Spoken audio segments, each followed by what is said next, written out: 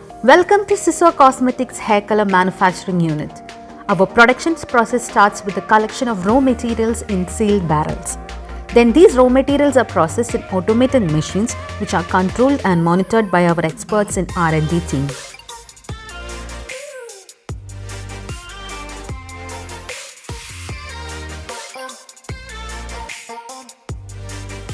In parallel to this process, batch number, manufacturing dates and other details are printed out on the packages.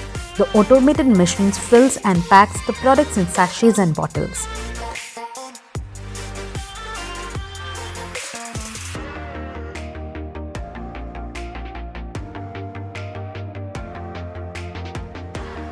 The end product undergoes various quality checks by the machines as well as our human resource.